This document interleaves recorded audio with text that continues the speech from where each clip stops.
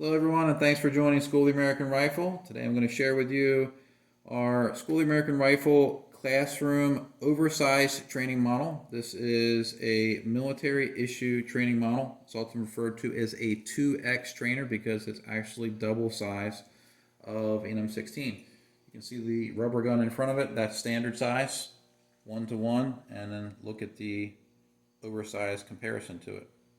It's a monster. This particular unit is often referred to on the government side as a DVC 9-19, and then later variants had different names for it. They would call them DVC 9-20s, and those were the M16A2 models, so the handguards were different, the sights were different, things like that. But they had different variations of it. They would come in some type of transportation case. We don't have that. They would come with dummy rounds. They don't have that as well. I will be fabricating some dummy rounds since they're hard to come across using some nylon rod. That's what the originals look like. They were white or black, depending on the nylon they used. This particular model here was actually a gift from the members of the School of the American Rifle Facebook page. Couldn't get that out. They got together, found a guy on eBay that was selling one and got it and gifted to me. I had no idea they were doing it until the deal was done. So a very rare training model that they tracked down and found for me, and now we use it as another way to teach in the School of the American Rifle armor and build classes. So we're going to get close to it. I'm going to show you some of the functions of it. The handguards actually do come off. The bipod is part of the training model, but the original guns did have a bipod similar to this. You can pull the handguard assembly off of the gun, and it exposes the gas tube. They actually did cut away the gas tube so you can see where gas comes into the system. They cut away the gas block here. The other side of the handguard does come off, but I'll leave it on here. It has a functioning dust cover. It has a rear sight knob that moves, but it actually does not move the rear sight. They just allow it to move. It doesn't move it with any windage. It has a functioning forward assist. It actually has a functioning fire control group. So if you cycle the weapon, bring the hammer back, it will cock. The disconnect functions. It actually will fire in safe. I'm sorry, it won't fire in safe, but it'll fire in semi-auto. And actually, it has an auto sear. So it will show you how the full auto components work in the real weapon. I'll go ahead and fire it. Hammer drops. Cycle the bolt. Disconnect will work. But it does have an auto sear. It has a functioning magazine button. The magazine actually does hold the dummy rounds. Looks like a 50 cal magazine, doesn't it? Like I said, I don't have the projectiles for it, but they did cut away some slots here so you can see what it looks like when it's loaded or partially loaded. They do use these odd looking bolts here, but these are original. They do look out of place, but they are the way they were designed. It does take down like the real thing, so you pull the pin out in the rear and you can open it up. There's the auto sear there. It has a buffer assembly with this odd tab here. This originally was intended to grab the bottom of the carrier, so if you were to get this large add-on charging handle here and pull it back, it would pull the bolt carrier group back with it.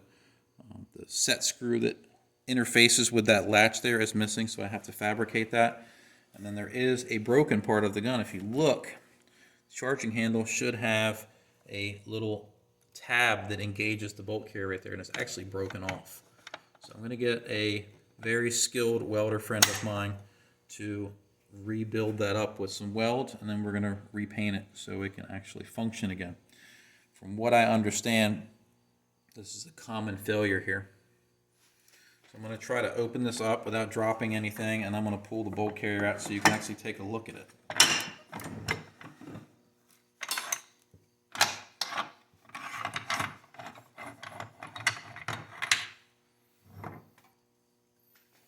Alright, so there's our charging handle. It's a monster, right?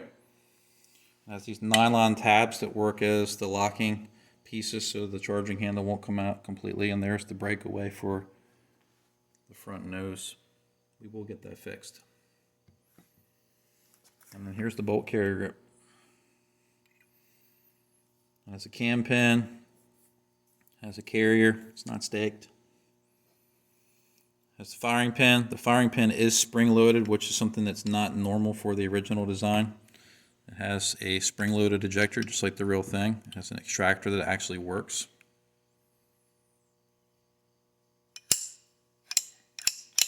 The spring's in there so the bolt mechanism will cam properly when it tries to go in and out of battery. If it doesn't have that, it tends to jam up when you're trying to work the bolt assembly.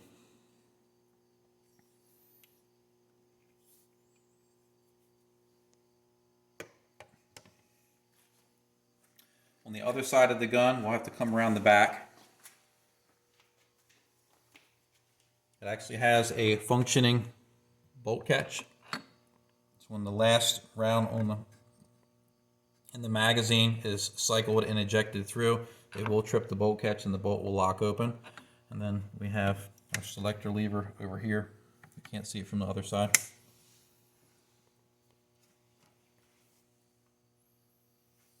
It's a rather large mock-up. I'm thinking about trying to figure out a way to make some kind of mount so I can put this on my truck and drive around town with it. The police might not like it, but I think it would be funny.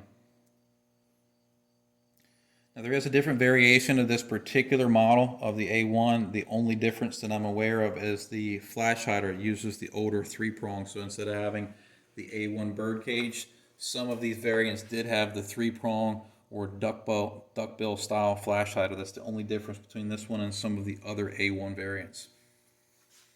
The bipod does come off. It's basically part of the stand. You loosen this, and then the original transport case also had a plug that would go into the bottom of the grip to raise the whole assembly like this, so it was level when you were training with it.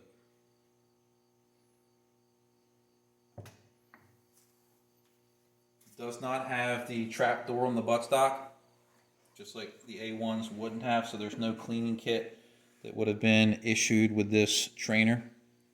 Like I said, we do not have the original storage case, and they have a couple different types of storage cases. Some of them were rather large wood crates, and some of them were aluminum boxes later years on. But this is our prized possession here at School of the American Rifle.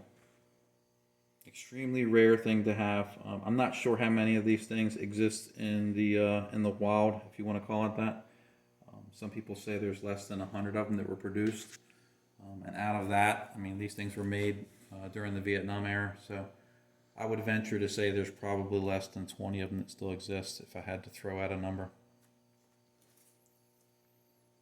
Pretty neat training implement. Thought you guys would find this interesting. I've had it for a while. I did share it with the guys and the gals who got together to get this for me. But besides classroom attendees, students, this hasn't been showcased in any videos except for a couple little blips here and there. So I thought you guys would find this interesting. Thanks for watching.